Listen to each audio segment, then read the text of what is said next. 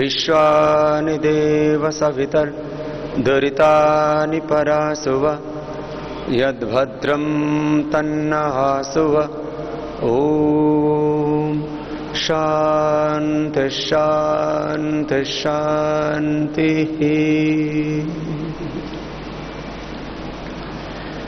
योगी आत्माओं को एक बात का बार अभ्यास करना है और इसको अपने हृदय में भी अंकित कर लो, अपनी बुद्धि में भी इसकी स्मृति सदा रखना और अपनी डायरी में भी नोट कर लेना। अपने स्वरूप में, अपने मूल स्वरूप में, अपने मूल स्वभाव में बार बार लौटने का अभ्यास। क्या बोला, बोलिए, डायरी में लिख लीजिए। भूल जाते हैं आप, विस्मृति हो जाती है। यदि अपने स्वरूप की विस्मृति ना हो तो फिर तो साधना पूरी हो गई, सिद्ध हो गए आप। अपने मूल स्वरूप, मूल स्वभाव, ये अब मुझे शब्द थोड़े ज्यादा आते हैं तो मैं ज्यादा शब्दों में बोल देता हूं। अपने मूल स्वरूप, अपने मूल स्वभाव, अपनी निजता या पूर्णता में बार बार लौटने का अभ्यास, यही अभ्यास है। फिर जब अभ्यास हो जाता है तो वैराग्य तो उसके पीछे पीछे चलता है। यही अभ्यास है। तत्र स्थितौ यत्नो अभ्यास। अपनी स्थिति में, अपनी मूल स्थिति, अपना मूल स्वरूप, अपना मूल स्वभाव, अपनी निजता, अपनी पूर्णता में बार बार लौटने का अभ्यास करो। कभी कोई झगड़ा भी हो सकता है समाज में, कोई विवाद भी हो सकता है, आपस में कहासुनी भी हो सकती है, मनमुटाव भी हो सकता है। घर परिवार में कई प्रकार की समस्याएं आती हैं, समाज में, संगठन में, राष्ट्र में, विश्व में।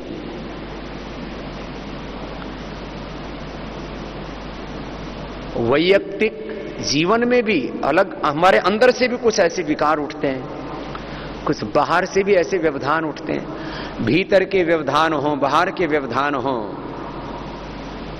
कितने भी प्रतिकूलताएं हो, द्वंद्व हो, कितने भी संघर्ष हो, संकट हो, कुछ भी हो जाए,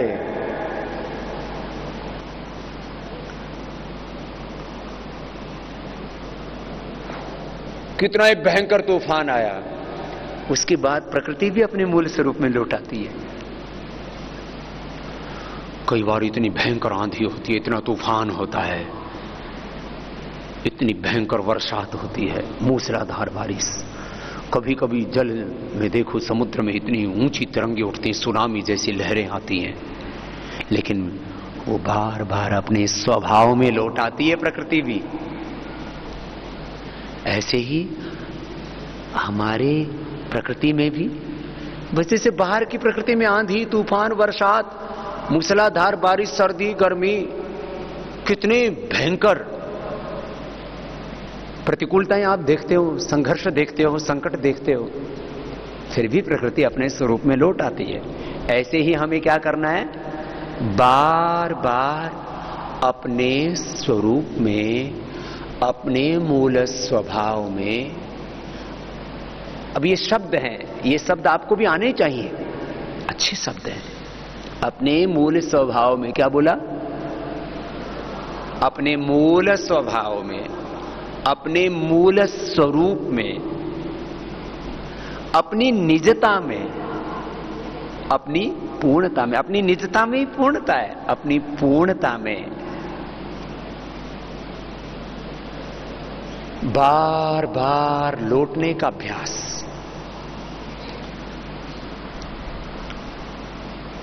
और फिर धीरे धीरे 24 घंटा इसी में जीने का अभ्यास, तो पूरी योगी हो जाओगे आप। तो अपने भीतर से भी व्यवधान आ सकते हैं, बाहर से भी, संगठन में भी व्यवधान आ सकते हैं, कहासुनी हो सकती है, मनमुटाव हो सकता है, आपस में कभी कभी कोई विवाद भी हो सकता है, कोई बात हो जाते हैं। ये मनुष्य की सामान्य चेतना में जब होता है वो, तो उसके जीवन में ये होना स्वाभाविक है, ये भी एक स्वभाव है। विवाद हो गए, आपस में मनमुटाव हो गया, कभी कभी तो कहा सुनी भी हो जाती है, जिसको कहते हैं कि झगड़ा जैसा हो जाता है। जी आज तो बहुत झगड़ा हो गया था, किसमें? पति पत्नी में, किसमें? माता पिता में। मैंने अभी तक नहीं किया है, नहीं तो गुरु शिष्यों में भी चेला चेली में झगड़ा हो जाता है। और मैंने सोच रखा है, मैं जीवन में अपने शिष्यों से झगड़ा नहीं करूंगा, अपने शिष्यों से विवाद नहीं करूंगा, मनमुटाव भी नहीं करूंगा। जब आप ज्यादा ही गड़बड़ करते हो, जैसे अभी थोड़ी देर पहले कर रहे थे, तब थोड़ा सा नाराजगी दिखाता हूं ऊपर ऊपर से, अपने स्थान पर बैठ जाओ नहीं तो मैं चला जाऊंगा यहां से। लेकिन ये ऊपर ऊपर से बोलता हूं, भीतर से नहीं बोलता। इसका मतलब ये नहीं कि तुम फिर जो है मेरी बात सुनो ही नहीं, ऐसी गलत बात हो जाएगी फिर। तो गुरु, माता पिता, बड़े ऊपर ऊपर से कभी कभी हमें डांटते हैं। सामृत ही पाणी भृघ्नंती न तो गुरु विशोक्षित ही।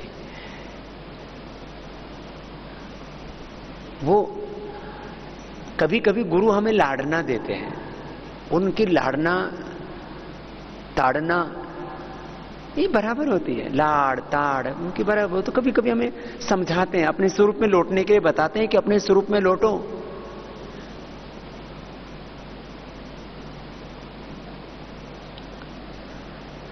तो यदि एक अभ्यास आपका ये हो गया, ये बहुत महत्वपूर्ण बात है, तो इसी जन्म में आप ऋषि ऋषिका वीर वीरांगना के रूप में, भगवान के मूर्त रूप के रूप में आप दिखने लग जाओगे, पूरे योगी बन जाओगे, यदि ये एक बात समझ ली तो। बार बार अपने स्वरूप में, अपने मूल स्वभाव में, अपनी मूल चेतना में, अपनी निजता में, अपनी पूर्णता में लौटने का अभ्यास करो और फिर इसी में ठहरो। नष्टो मोह स्मृतिर्लब्धा तत्प्रसादान्मयाच्युता स्थितोस्मि गत संदेह करिष्ये वचनम तव। ये गीता का उपदेश घटित हो जाएगा।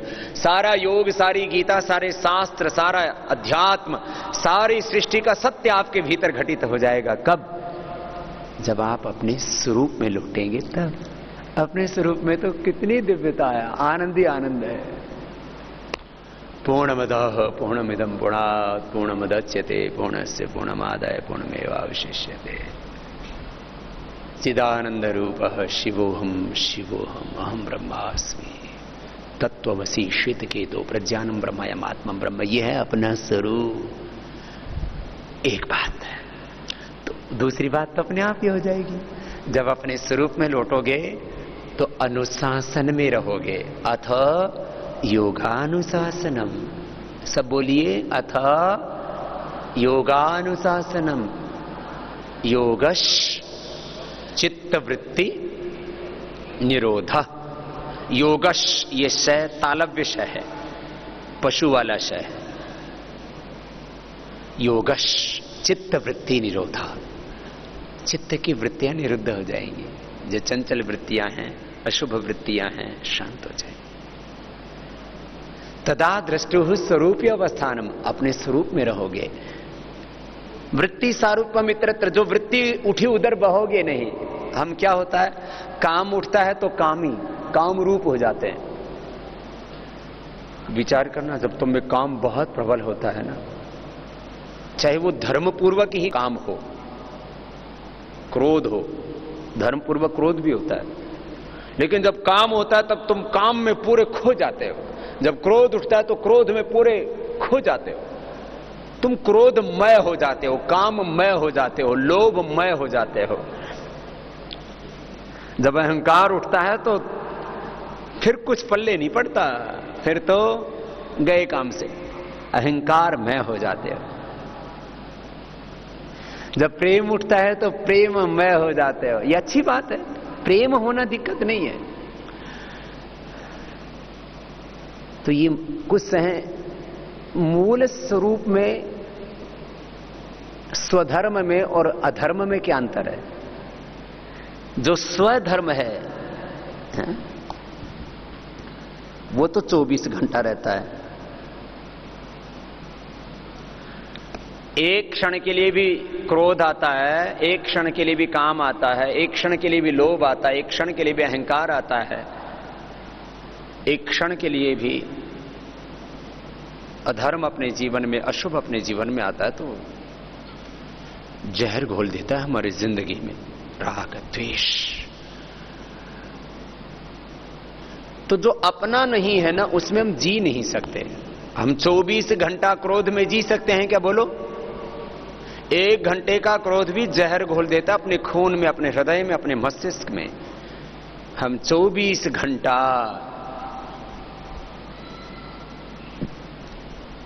क्रोध में नहीं जी सकते, लोभ में नहीं जी सकते, 24 घंटा हम काम में नहीं जी सकते, भोग में नहीं जी सकते।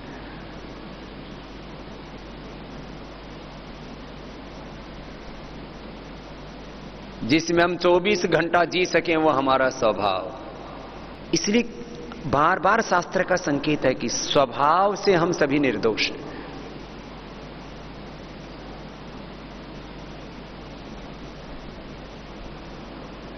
और कल एक बात कह रहा था मैं, वर्तमान हम सभी का निर्दोष है। तुमसे कितने भूले हुए हैं जिंदगी में, भूल जाओ उस बात को भी। हम बुरी बातों को भूल नहीं पाते और अच्छी बातों को याद नहीं रख पाते। ये तो जीवन का बहुत बड़ा दुर्भाग्य है ना। बुरी बातों को भूल नहीं पाते,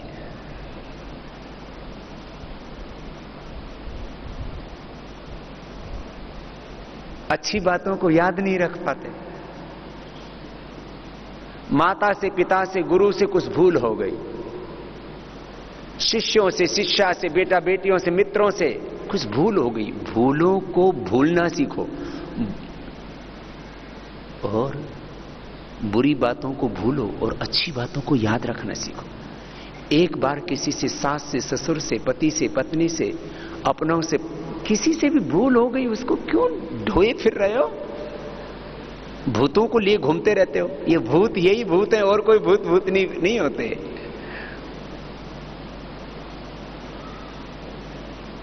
अतीत व्यतीत हो चुका है, अपना अस्तित्व खो चुका है, भविष्य अभी अनागत आया ही नहीं है। इसलिए वर्तमान में जियो, ये योग है। 3 हमारी सबसे बड़ी समस्याएं हैं। अतीत,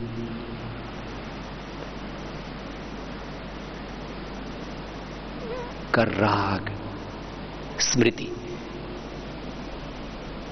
वर्तमान की आसक्ति और भविष्य का भय। एक अनहोनी का डर सा रहता है ना, ये ना हो जाए, वो ना हो जाए। इसीलिए तो शनि केतु राहु के चक्कर में पड़ते हो, तुम वास्तु दोषों के चक्कर में पड़ते हो, भूत प्रेतों के चक्कर में पड़ते हो। अतीत की आसक्ति, अतीत की स्मृति, अतीत का राग, वो पीछे का राग है ना, वो चला आ रहा है। वर्तमान की आसक्ति, वर्तमान में जो है ना, उनसे आसक्त हो जाते हैं चीजों से। अतीत की स्मृति, पिछली बातें भुला नहीं पाते।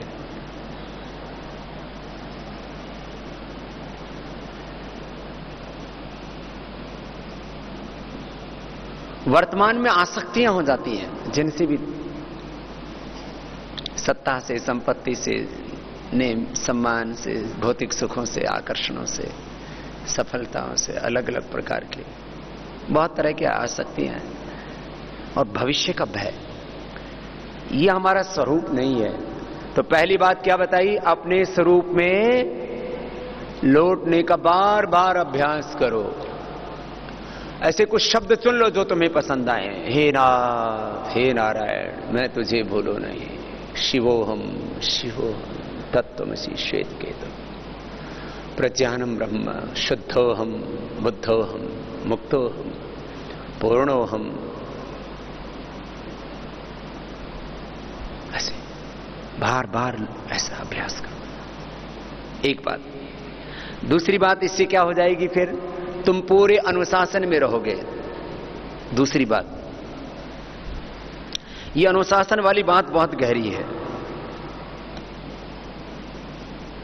इस अनुशासन को दो स्तर पर, एक सामान्य अनुशासन गिना जाता है, बैठने का डिसिप्लिन, चलने का डिसिप्लिन, बोलने का डिसिप्लिन, एक डिसिप्लिन। और इसका दूसरा स्वरूप है, इसके दो स्तर हैं अनुशासन के।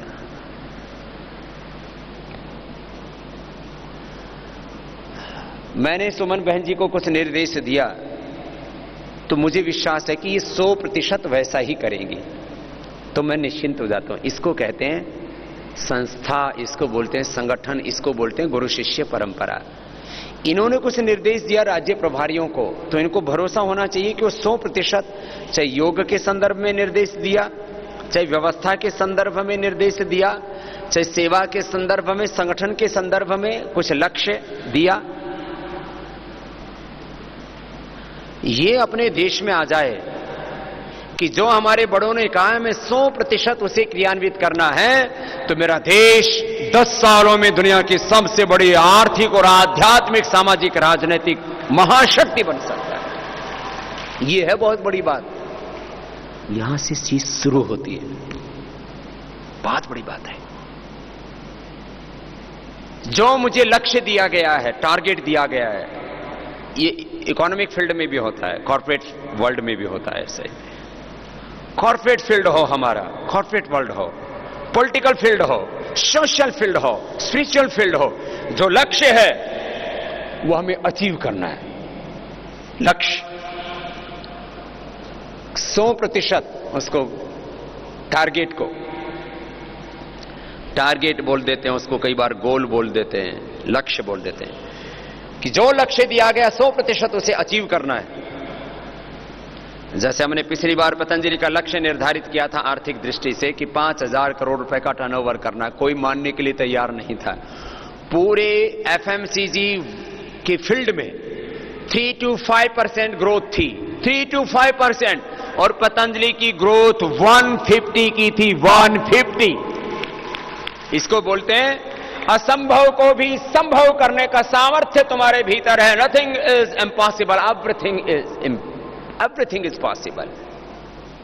Do karma, do purusharth, do hard work and achieve your goal. यही एक रास्ता और कुछ नहीं। अपने आप को पूरा झोंक दो, पूरा सौंप दो, उस काम में पूरा तल्लीन कर दो, कुछ भी अपना बचा के नहीं रखो। तो तुम कितना ही बड़ा लक्ष्य बनाओ, धीरे धीरे तुम अपने आप को भी जीतोगे और पूरे जग को भी जीत सकते हो। आत्म विजेता से तुम विश्व विजेता हो सकते हो। पारिवारिक दृष्टि से, आर्थिक दृष्टि से, सामाजिक दृष्टि से, आध्यात्मिक दृष्टि से, वैश्विक दृष्टि से हमें कुछ लक्ष्य लेकर के आगे बढ़ना पड़ता है। मैंने वो लक्ष्य तय किए हुए अपने। आप भी ऐसे ही तय करो कि हमें अपने गुरु के साथ एकाकार होकर के, जैसे गुरु हमारे अपने लक्ष्य को अचीव करते हैं, तो हमें भी अपने लक्ष्यों को अचीव करना है। जो हमें लक्ष्य दिया गया, टारगेट दिया गया, गोल दिया गया, ध्येय दिया गया। लक्ष्य बोलो, गोल बोलो, ध्येय बोलो, उद्देश्य बोलो। संगठन का ये लक्ष्य है, शिविरों का ये लक्ष्य है कि एक बहन को 10 कक्षाएं स्थापित करनी है, जो वरिष्ठ बहनें हैं। 30 दिन में 5-5 दिन का भी शिविर लगाएं तो एक बहन कम से कम 5 शिविर लगा करके वहां उसको स्थायी कक्षा में कन्वर्ट कर सकती है। ये लक्ष्य लेकर के चलो।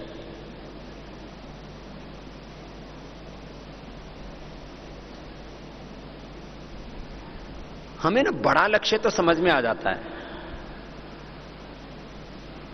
बड़ा लक्ष्य क्रमशः पूरा होता है।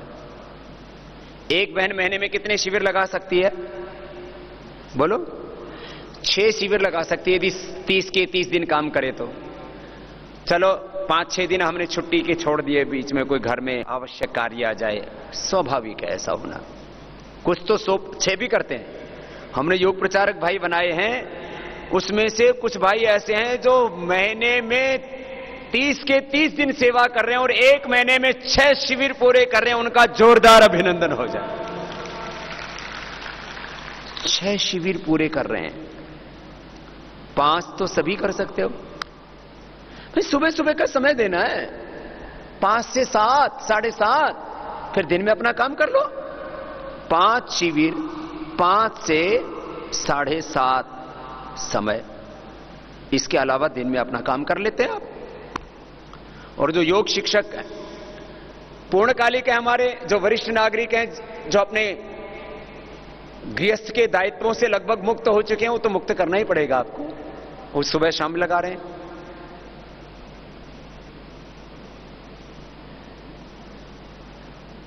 मैंने लक्ष्य लिया है, आने वाले 20-25 सालों में भारत को मैं ऐसा देखना चाहता हूं कि कोई भी मेरा भारत का ऋषि पुत्र, मेरे भारत की बेटे बेटियां, ये ऋषियों की संतानें, ऋषिकाओं की, वीर वीरांगनाओं की संतानें, ये ईश्वर की दिव्य संतानें, सुबह कोई भी सोता ना रहे, सुबह सारा देश जगे और योग करे। ये मेरा लक्ष्य है। ये मैंने अपना लक्ष्य बनाया है। This is my spiritual goal. और हम सब मिलकर के इसको अचीव करेंगे।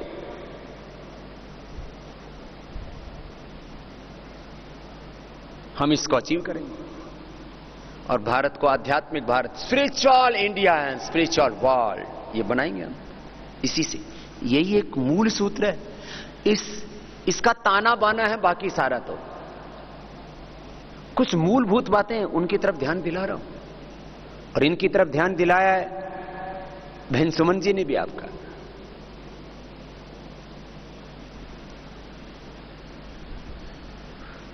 एक बात ही दिल में बैठा लो कि मुझे सुबह सुबह योग करना है बस, और दिन भर अपने कर्म योग करना है। जो मेरा कर्तव्य है मैं मुझे उसको भी निभाना, लेकिन सुबह सुबह ईश्वरीय कर्तव्य निभाना। ब्रह्म मुहूर्त में ब्रह्म कर्तव्य है मेरा, भागवत कर्तव्य, ईश्वरीय कर्तव्य है मेरा, ये ईश्वरीय दायित्व है मेरा। ये ब्रह्म मुहूर्त में सर्वोपरि लक्ष्य है हमारा ईश्वरीय कर्तव्य, भागवत कर्म, भागवत धर्म, कोई भी शब्द बोलो, ईश्वरीय कर्तव्य। ईश्वर के प्रति भी तो हमारे दायित्व हैं, घर के दायित्व हैं, परिवार के दायित्व हैं, व्यापार के दायित्व हैं, आर्थिक सामाजिक राजनीतिक दायित्व हैं हमारे, वो सब सेकेंडरी हैं। हमारे जीवन में सर्वोपरि महत्व किसका होना चाहिए? भगवान का, भागवत कार्य का। मैंने कहा ना, इस समाज के, इस राष्ट्र के, इस संसार के, इस घर परिवार के, दुनिया के हम पर बहुत उपकार है, लेकिन सबसे ज्यादा उपकार किसके हैं? सबसे ज्यादा उपकार किसके? भगवान के। भजन भी गाया था ना, भगवान जैसा कोई नहीं, वो तो जहान में सबसे बड़ा है, भगवान जैसा कोई नहीं। जब सब रिश्तेदार छोड़कर प्यार पति को मुंह मोड़ चुके हो, तुमको बिगड़े हाल बेहाल समझकर छोड़ चुके हो। बुरे वक्त में भी साथी परमात्मा है, भगवान जैसा कोई नहीं। सब जग का आधार वही, दातार वही, करतार वही है। मात पिता बंधु व सखा सारे जग का भरतार वही है। दुखी बेसहारों का भी वही आसरा है, जिसे वो न जाने ऐसा दुनिया में क्या है, भगवान जैसा कोई नहीं। मैं तो भगवान को जब याद करता हूं ना, जब याद करता हूं, और हर समय याद करता हूं, जब क्या, अब तो ऐसा हो गया, स्वभाव बन गया, भगवान मेरा स्वभाव बन गया है। और मैं चाहता हूं योग हमारा स्वभाव बन जाए, भगवान के साथ जीने का हमारा स्वभाव बन जाए। जैसे किसी में बहुत प्रेम हो जाता है ना, आपस में, पति पत्नी में, गुरु शिष्य में, मित्रों में, तो एक दूसरे के बिना एक पल भी जी नहीं सकते, ऐसे कहते ना, अब तो तुम बिन जिया नहीं जाता है। ऐसे अब हमको योग के बिना जिया नहीं जाता है, भगवान के बिना जिया नहीं जाता है, सेवा के बिना जिया नहीं जाता है। ऐसा हमारा स्वभाव बन गया और ऐसा ही स्वभाव में आप सब बहनों का बनाना चाहता हूं कि योग आपका स्वभाव बन जाए, भगवान की भक्ति आपका स्वभाव बन जाए, भगवान के अंग संग जीने का। हे नाथ हे नारायण मैं तुझे भूलूं नहीं। हे नाथ अब तो ऐसी कृपा हो जीवन निरर्थक जाने न पाए। संसार में ही आसक्त रहकर दिन रात अपने ही मतलब की कहकर सुख के लिए लाखों दुख सहकर ये जिन अभी तक यूं ही बिताए। जीवन ऐसी